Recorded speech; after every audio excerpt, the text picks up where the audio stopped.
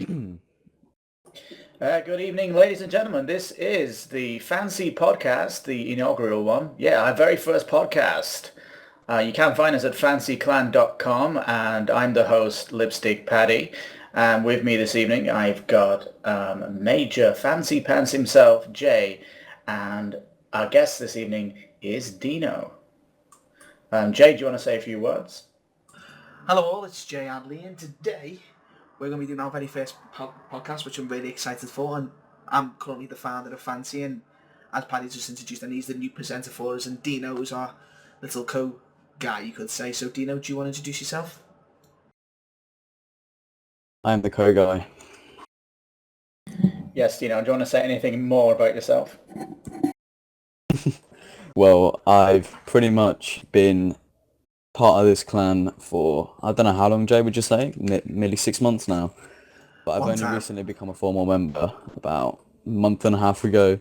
It's been a good experience. We've been expanding a lot more than I thought we would. And as you can see, starting a new podcast, which is also a big leap forward. Right, so I'll start with you, Dino, then. What games have you been playing this last week, then? Well, it's been a bit of WoT Tanks as usual. It's always been a bit of Battlefield as well. I'm into first-person shooters and multiplayer games like that. But also Wolfenstein came out a couple of days ago, so I've been really enjoying that game, and I grinded through it in about 48 hours. It was a brilliant experience playing that game. Yeah, this is going to be a Wolfenstein special, this podcast. But how are you finding World of Tanks anyway? It's been very different to how it's been recently, I guess, anyway, for my personal experience. Because I feel like since the TESO has come out, people are all hopping on that. You know how they do. So all the new tanks and things. But it's half term this week, isn't it? So always weekends are pretty shitty. You know, it's pretty average, I'd say. And there's been a beta this week of War Thunder, is that right? The tanks version. Oh, that's been released fully, actually. It's kind of an open beta, so I think, I'm not 100% sure, either it's been released fully or it's open beta now, but a lot of people are referring to it as completely released. But that's been quite a big adventure. It's a bit of different change of pace from tanks. And have you been playing that, and what do you think of it? It's very different. It's a good game to go on and relax off if you've been beating the crap out of on tanks or you're just feeling in a bad mood, but it doesn't make you feel better when you just get one-shotted by every tank in the game, but it's very fun. Cool, and you recommend people to try it out, especially if they're World of Tanks fans? Oh, I'd recommend definitely trying it out. I mean, it's not for everybody. Quite a few people in the clan have been saying they don't really like the mechanics of it. They don't like the way you can just be killed by anything, and it's not done by tier. It's not threatening by tiers, like any tank can do damage to you and things like that. They don't really like that. It's just kind of the opposite from modern tanks, I suppose you'd say. It's more realistic. More simulation based than arcade. Yeah, definitely. Simulation. Yeah. Right, Jay. What games have you been playing this week then? Well, of course, with Wolfenstein getting released, I've been playing that quite a lot. I'm only halfway through the campaign so far, playing on Uber difficulty, and I'm really enjoying myself on it. I get a nice frame rate on it, no issues running it yet.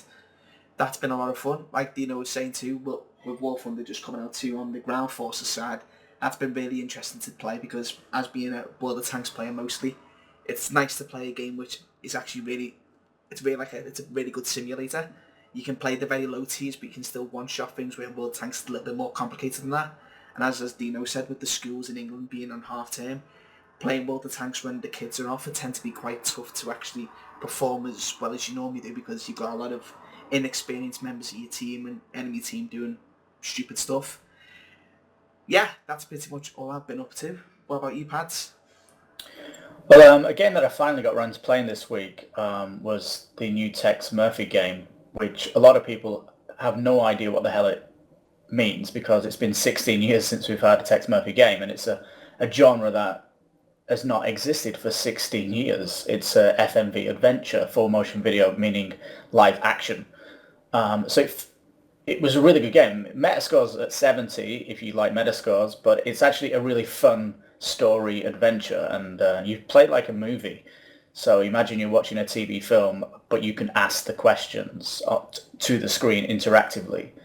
And you go around first person, point and click, and it has like puzzles in it. It's really, really, really fun. And I recommend anybody who's slightly interested just to go to Steam, just type in Tesla Effect, download the demo, and just to see what kind of genre this is, because you certainly won't have played a game like it unless you've played an FMV adventure from the 90s. So yeah, I had a great time with Tesla Effect, and I really hope Tex Murphy bring out a second game as well. So. Yeah, sadly, a lot of the games that came out in the 90s were very efficient. Like, I've just started playing all the old Star Wars games and things like that again. And I find that I tend to get more enjoyment out of the old games. You know, the games that you play when you were a lot younger, you sort of bring back some memories and things. It's just good to go back and play all these new... It's kind of a different level of gaming now, isn't it? Nothing really about the same. Yeah, I don't think it's nostalgia, which is why I enjoyed it. It's more of, like I say, that genre is a fun genre, and I don't know why it went away, to be perfectly honest. I think maybe consoles came out that didn't have the space for all the live video. But back in the 90s, the Tex Murphy games, they were costing like $3 million each. They were really AAA budget titles. But anyway, yeah, the big title then this week has obviously been Wolfenstein, and really epic ID game, ID Tech 5. And I just want to start with you, Dino, because interestingly, we've had some bull system requirements saying that you need an i7 as a necessary thing, but that's not the case at all, right?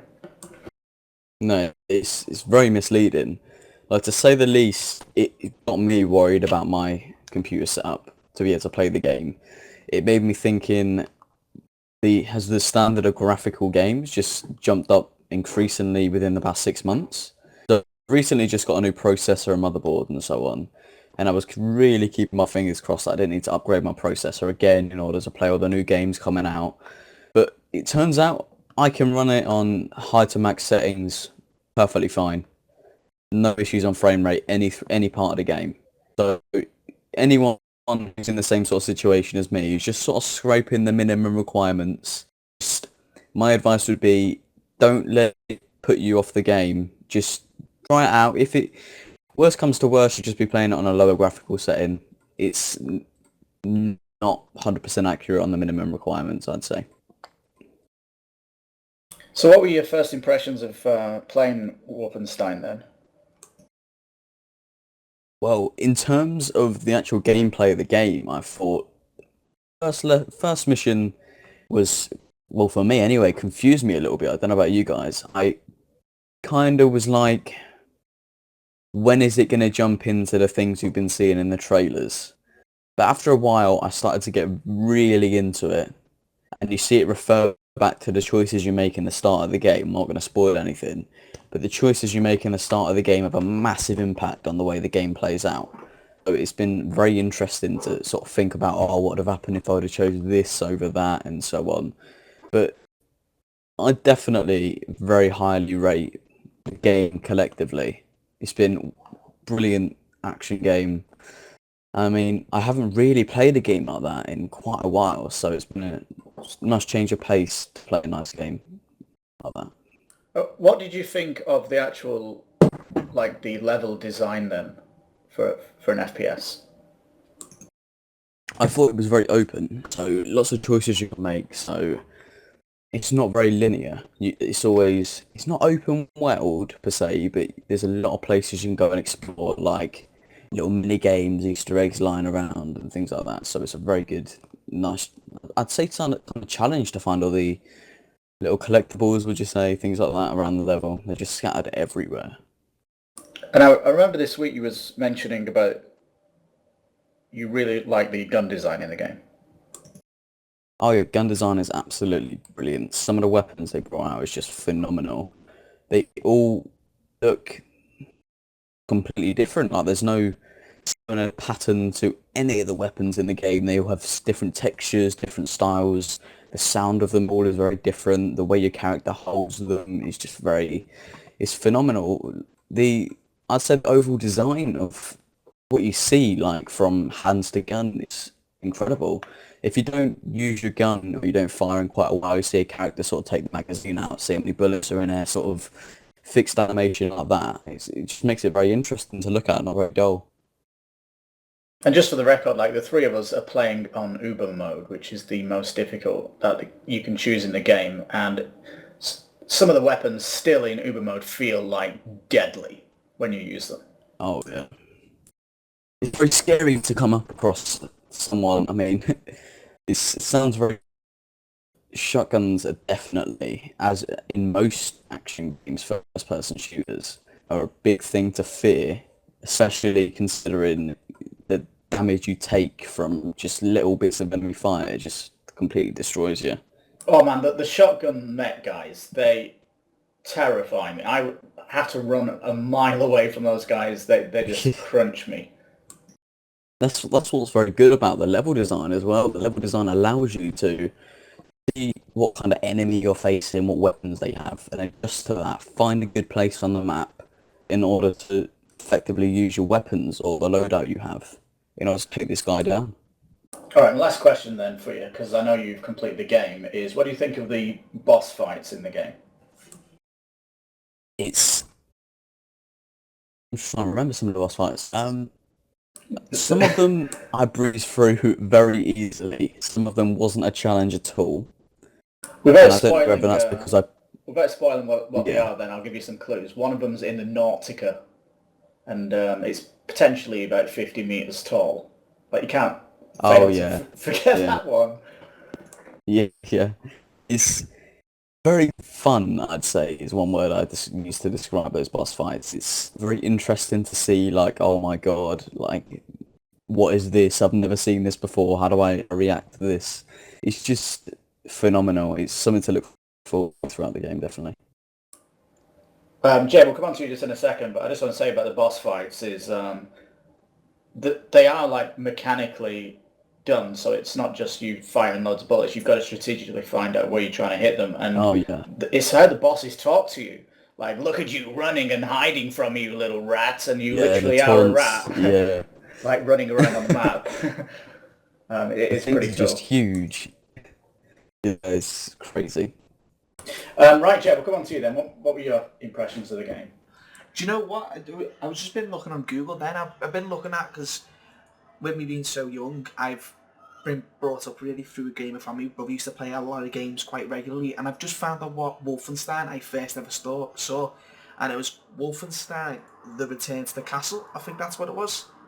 And I've just seen it then, and it was some old monsters that I remember, and to play that, well, not to play, to see my brother play that game, and he was really enjoying it, and now to be playing, like, the next-gen version of it is astonishing. When I first loaded the game up, and the first part of the way, it's not really a spoiler, you're in a plane, you're just like, whoa, and you're looking around, someone grabs your attention, you're like, whoa, what's going on here?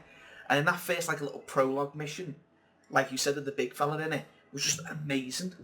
And them hounds are so, like, terrifying, and they move so, like, not like an animal, like, so robotically, but it looks like they do with the tail and everything. I thought it's really good. But what I'm doing is I'm not plowing through it, because I normally get a new game and I complete in the first, like, 3-4 hours, but I don't want to do that. I want to take it slow. So right now I'm pretty much halfway through it, but I like to take it easy, but I'm really enjoying it so far. The texture quality, like you were saying earlier on this week, Paddy, about on the next gen consoles, when you spin round really quick, the textures start to get blurred. Do that on the PC, nothing. It's still as detailed as ever. And like Dino was saying about the shotguns, dual wheel and shotguns, fantastic. Or what I've been doing is crouching around and throwing knives, then quickly running and then stabbing someone. It's been awesome so far. I've been really impressed by it, and I honestly can't wait to see how further it goes. Yeah, people have been saying, like, it's not a real FPS, it's more of an action FPS. But for me, yeah, it's an FPS, but it just feels great. Like I say, the knife throwing mechanic and the stealth mechanic in the game, and even like the leaning round corner mechanic is pretty epic. And I love that this is probably the first FPS you can actually stand on your toes to look over something. Yes, I quite like that too. One of the other things I quite like is I thought at the beginning I was playing on uber difficulty and I was fighting the enemy and I thought they were pretty stupid. Like I was easily be able to kill them. I was easily able to flank them, get in cover, pop out, shoot them, and they were dead instantly. And I thought, well, it was quite easy this for a simple difficulty. But then as you progress through the game, like Paddy was saying, that their conscripts, they're basically guys they just throw in because they don't expect anyone to be at that particular area. When you're fighting like the proper suited up dudes, it gets a lot tougher, and you're playing on the same difficulty. They're not more damaged, so yeah, they just play so much smarter. Like, there's a part where I got up to which was quite stuck on. I had dual wielding shotguns, but there was there was so many people, and I tried to sneak, but as I sneaked, someone pops out, walks around the corner, I have to pull back in instantly, and then wait till he goes and kill him. And then they find a dead body and they go, alarm, and then that's it, game over, shotguns out, and it's just spraying. It's awesome. I love the way that you can be very sneaky, but then in an instant, someone sees that dead body and shouts alarm. You've got to whip out the shotguns and go for it. Yeah, and it's. I love the fact that when you come into an area, you can detect like there's an officer. So it's not like you don't go FPS. I'm going to go down this corridor. I'm going to do just get through the level. You think, right, I need a think here, because if that officer, if the alarm goes off, he's going to be pouring in shitloads of enemies.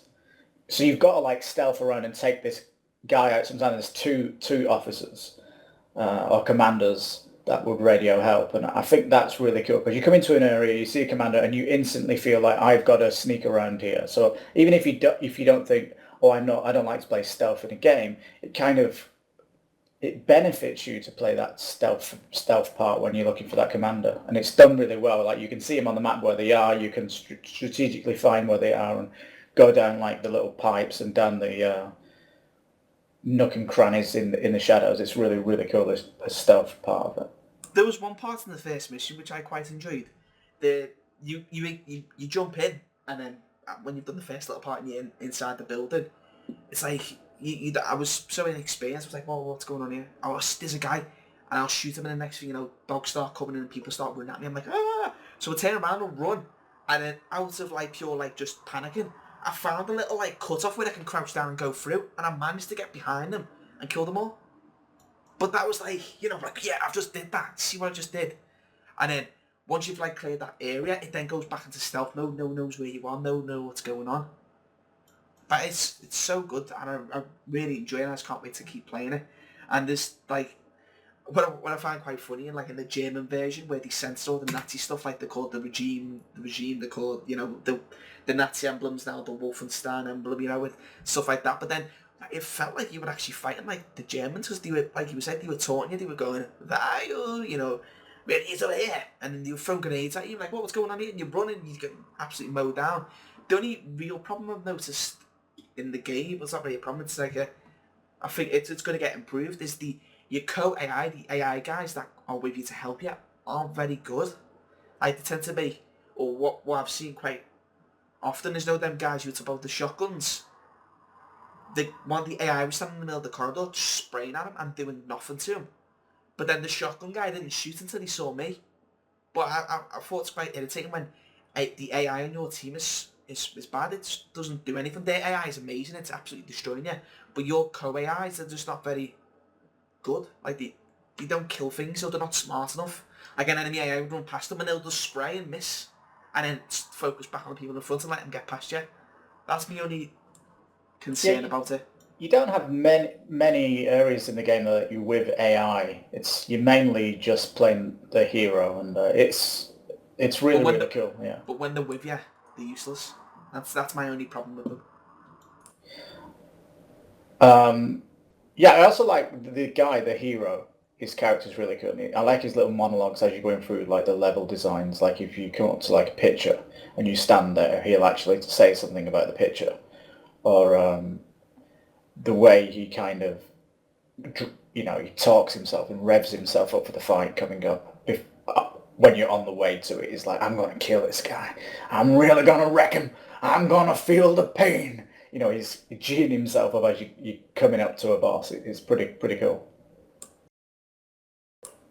But I'm massively impressed by the graphics. So the attention to detail on every level is just so good. And even when I looked at like videos of Watch Dogs on Ultra on PC, after coming from Wolfenstein, like it doesn't look as detailed because obviously it's FPS and you expect like real nice graphics inside, but they've done such a great job.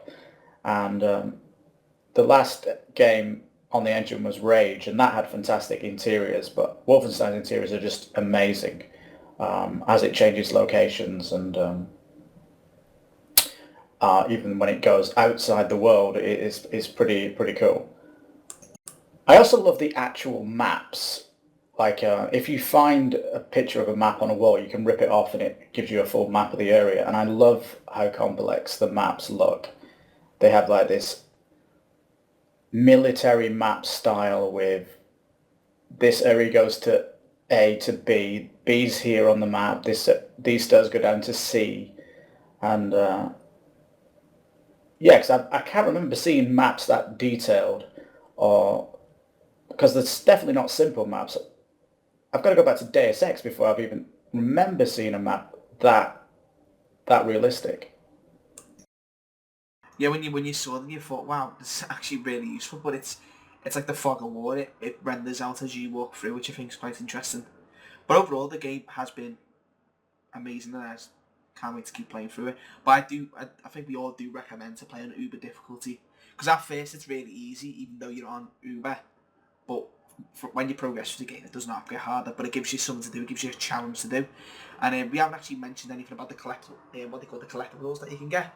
Because there's a couple of ways to play through. You can never get all the collectibles. You have to replay it again and do it again. But it's awesome. At the beginning, you can get the Enigma machine, as they say, and you say that, Paddy, that gives you the 999 mode. We've got unlimited ammo, unlimited health, and everything. You can just basically just run through the level like you know, off your head. That looks really fun.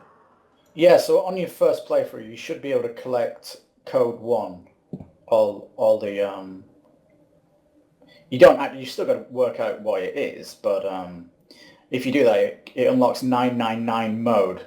It gives you 999% more action. So potentially there's going to be enemies everywhere. You start with 999 health, unlimited ammo, and you're on Uber difficulty, but that's the difficulty anyway to play, because it's not actually, doesn't feel too tough. It just makes you think a little bit more if you die all the time. But also there's like this perk system in the game, which also it creates a little meta thing in the game for you to try out something with your character. For example, if you do stealth attacks on commanders 5 times, you'll actually spot them on the map earlier. Like I've been trying to get all of those bloody things, but I think the perk system's really cool. I think the fact that it's got a perk system is really, really good. And there's like an Easter egg in the game, which is on YouTube today, which means I'm going to have to do it, where you can actually go back into Wolfenstein 3D, but with your amazingly designed guns and actual persons in the game. That looks really fun, and that's on Uber. I'm going to have to do that. That looks really cool. Like, I tried that about 5 times, and it's impossible on Uber. Like, you're going to be sat there so many times. It's because you really feel Uber difficulty when you play that nightmare mode, because they just rip you apart, and there's not enough health knocking around. There's no cover in that game, is it? Either is there? It's proper old. It's proper exactly the same as the old ones, isn't it? Yeah, it's proper retro, just square rooms with some enemies in it. It's weird as well, because you can hide behind a door and lean out like you can in the new Wolfenstein, but the door frame is almost half a meter thick, so you've got to open the door and then run back to the wall, and they can shoot you in that time, which makes it really rock hard. Gino, is there anything you want to add to Wolfenstein? I'd say there's so many like collectibles and things you need to find that some of them I didn't even know what they did. I mean, without trying to spoil anything too much, but you like transcripts, everything, like golden collectibles. just typical things, but there's just such a variety of things in so many different locations. It's just very impressive that they bothered to code in that many things for you to find, and it's unbelievable. I think one of the best areas for me in the game is the safe house. Like the interior of that safe house is just amazing, and there's so much love and attention gone into this. Like it's like a 4-story house. That is Yeah. really impressive. Jay, I don't know if you got up to that part yet. Yes, I'm up to that part. That's the that's the part where you get that Easter egg, don't you? Go to sleep in someone else's bed and you get that. I haven't really looked around it. I literally just ran in, done the little mini quest aside, then jump back out to do the main game again. But when I go back to it, I will be looking into it more and doing that, trying to do that on That's Uber. good. Yeah. The character design is impressive as well. Even just walking around, you really get a sense of what these characters are like. You just walk around the different rooms, you see what they're doing. Like there's a character I'm sure both of you know, it's called Max Hans. He's probably the most memorable character in that game, in the safe house. You sort of walk around, you see what he's doing, you sort of very attached to feel very bad for him. I'm not going to Yeah, spoil who he is for the people who haven't got to that part yet, but it's just very involving even when you're not doing missions.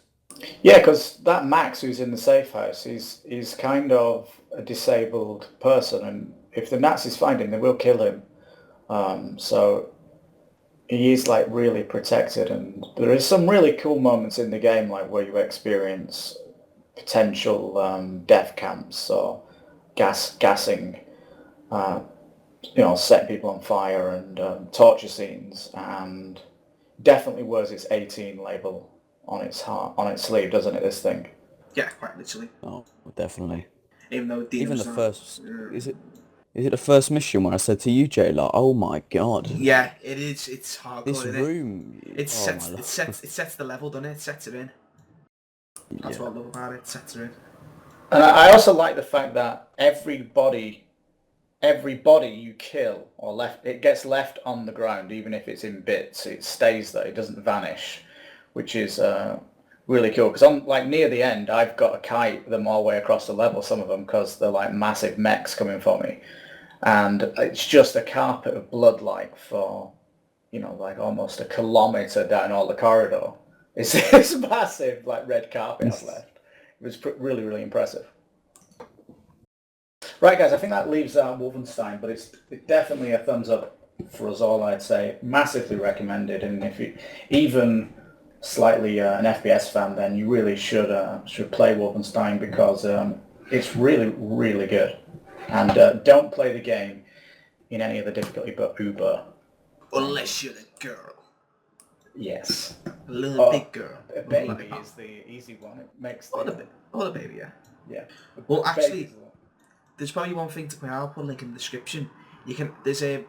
Of course, you'd be using Steam if you're on PC. There's a website where you can get it off for about £26, I think it is, or $44.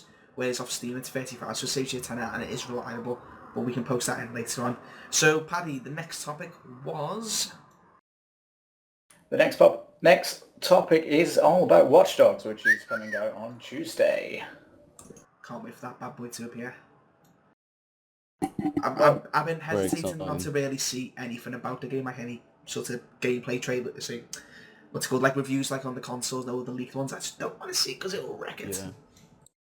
But I still want to see it though. I've seen some YouTubers already uploading first parts to the game and things like that, and I'm so scared to accidentally click on this link and it's going to spoil something for me, or there's going to be a thumbnail that's just going to ruin it. It's very scary to me. I want this game, and I felt this way about Wolfenstein. I want this to be a new experience that I go around and discover on my own. I don't want it to be spoiled by anybody. I want it to just be a fun thing I can play with my friends. I suppose like GTA 5 that we've been waiting for so long on PC. That's why I've got this big hype for it. It's just sort of merged in with Watch Dogs. Yes. There is a review online, an official one, by a guy called Conan O'Brien. He does a talk show in America, and he's in his 50s, this guy, and it is so funny. It has no spoilers in it. It's just him picking up this game, and he's really kind of, he just like really dry humor. Have any of you guys seen this? Oh, is it the Yeah. what's it called? Like the new gamer or something like that? or what is it? It's something like Clueless Gamer. Clueless Gamer. That's it. Yeah. Yeah, that's it. That's Very good. funny. I do like that. Yeah, I do like that. It's got a lot of sort of topical humour in it, merged in with all what he's doing in the game. It made me laugh, I have to say. Oh yes. Yeah, and it's got canned laughter and audience in the background as well, which is pretty funny to see. Yeah. It just adds to it, doesn't it? Just adds to it. Yeah, so Watch Dogs, it came out E3 2 years ago, and when it actually first came out, it looked amazing, and there's been lots of controversy about that just being bull shots, and that was running on a impossible PC. But since then, Ubisoft have said that if you've got a PC, then you're going to get the ultimate version of Watch Dogs, and it potentially is going to melt people's PCs, the top end. But I do like that idea. YouTube people have been showing it in Ultra, and it doesn't look that amazing if you compare it to kind of the E3 2 years ago. But we'll have to see it when we actually play it. And next week our podcast is going to be about Watch Dogs, just like this one now is about Wolfenstein. We'll be talking about Watch Dogs, spoiler-free, but giving it our impressions, and we'll see if some of us have completed it by then, because Wildstar is coming out early access on Friday, which means whatever, Paddy, that's fine. But don't worry, I will be streaming what's it called, Watch Dogs, when it comes out. For some reason, trying to stream Wolfenstein's like trying to get blood out of a stone. So, but I think I'll be streaming it. I think Dino's going to give it a try. And I'm sorry to interrupt, Paddy, but yeah, go on, you can waffle on about Wildstar again. No, I'm just saying I've only got a 3-day window to play Watch Dogs. Okay, we know. Well, make sure you've got plenty of info for next podcast. Right, so is that all we're going to talk about Watch Dogs, seeing how awesome it looks and how amazing it's going to make us feel? Yeah, so it's going out Tuesday, guys. I'm still waiting for my download code on Steam. Same here. Oh, actually, I haven't checked my emails yet. Might do that now. Right, so we're actually going to we're going to go on to some news now, news in the week, and I'll start this off, and it's a piece of software. Maybe have a link? I will intrigued. link it I'm for intrigued. you.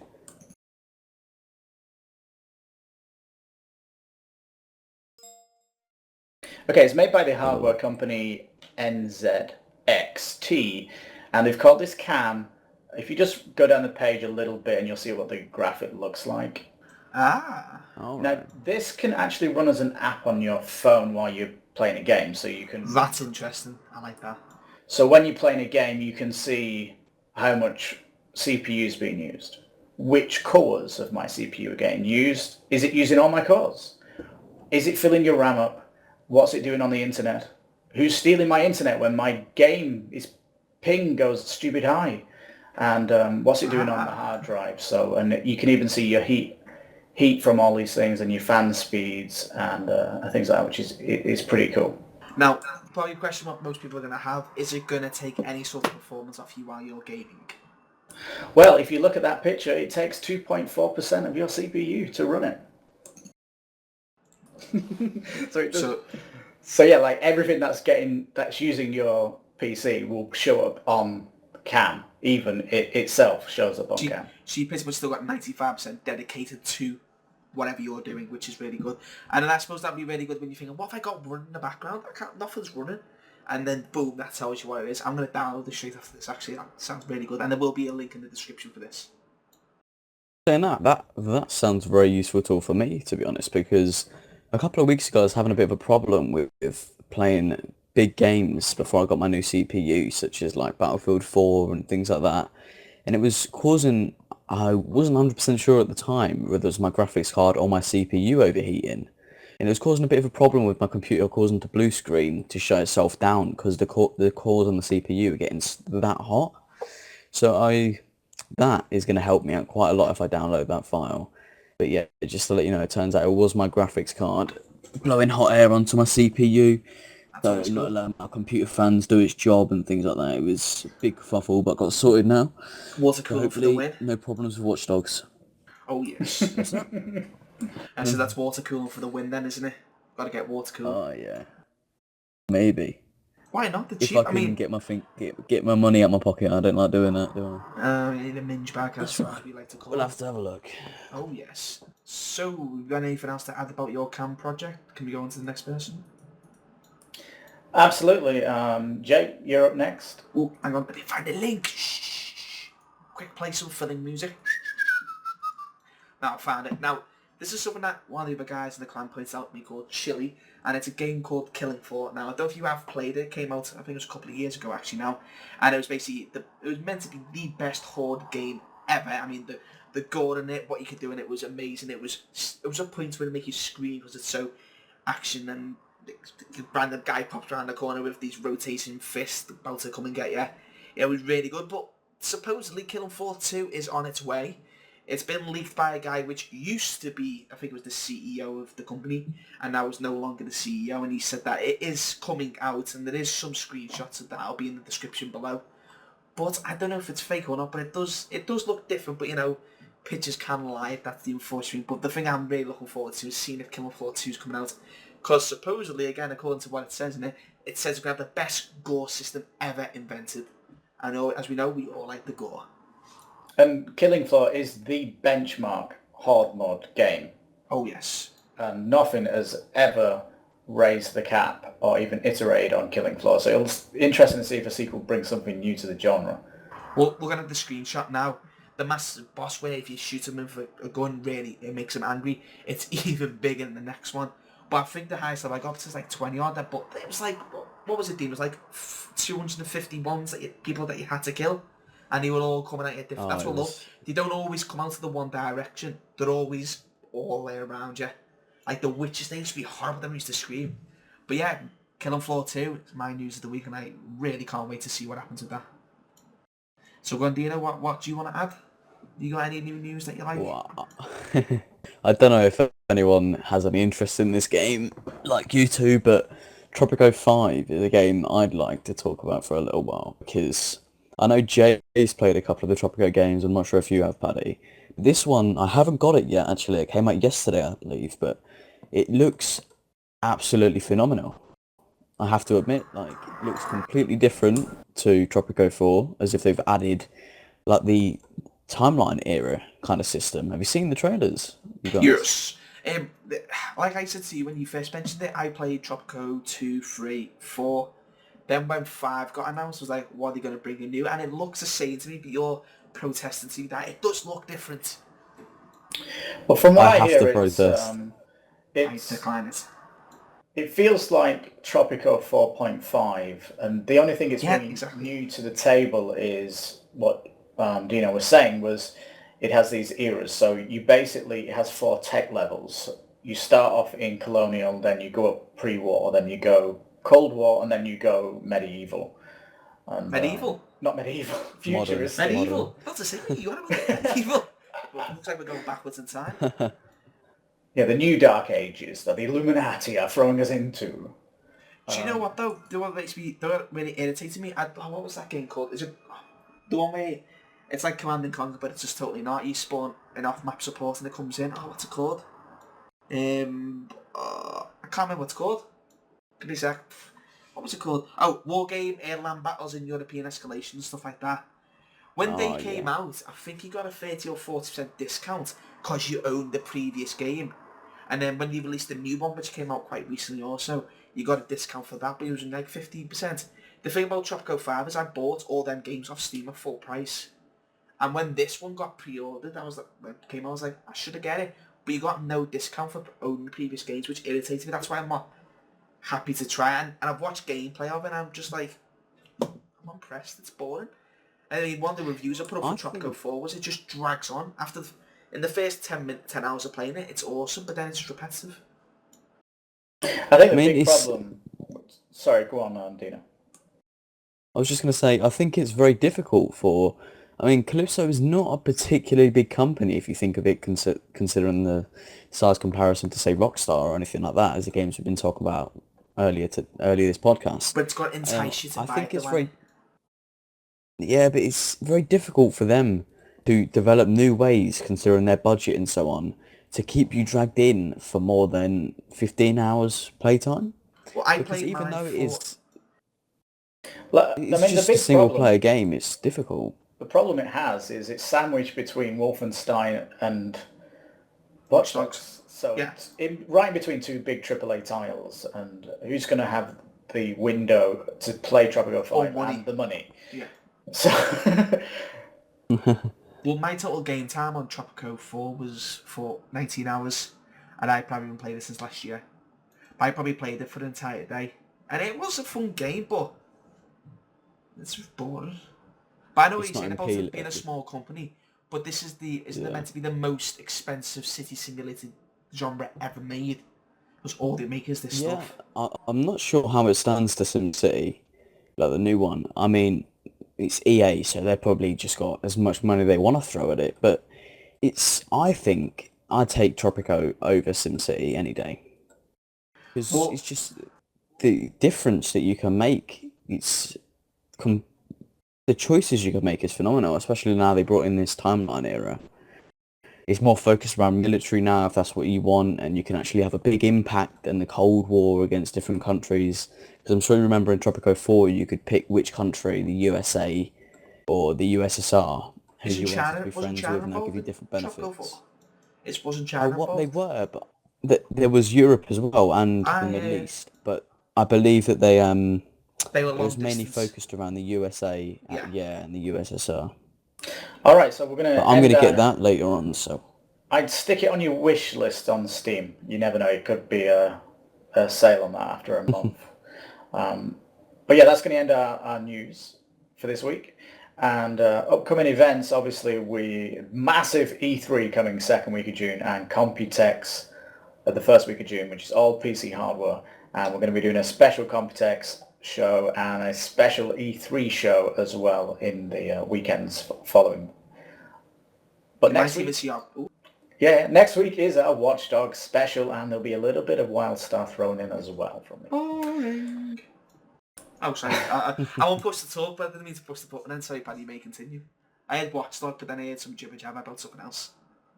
Yes. So, please go to our website. It's fancyclan.com. You can find more about us there, what games we play, because we are a gaming community.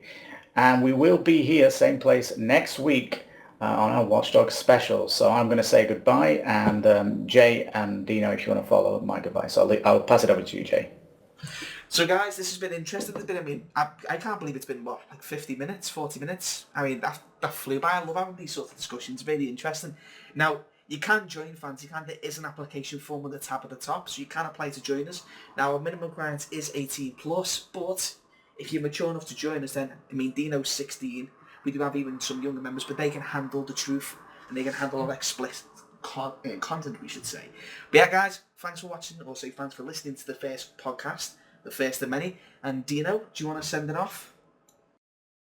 I will. Next week I should, as you heard at the beginning of this video, I was a special guest, but hopefully I'll try and make an appearance next week. Or I might give someone else a chance to get involved in the podcast, we never know. But yeah, I'll definitely feed back to you what Tropico 5 is like, see if I can persuade you guys over to the Calypso team. But yeah, it's been good chatting to you guys. Oh, it has indeed. Until the next time. This is Fancy See you later. signing off. See you later, guys. Have fun. And see you soon. Bye. Bye.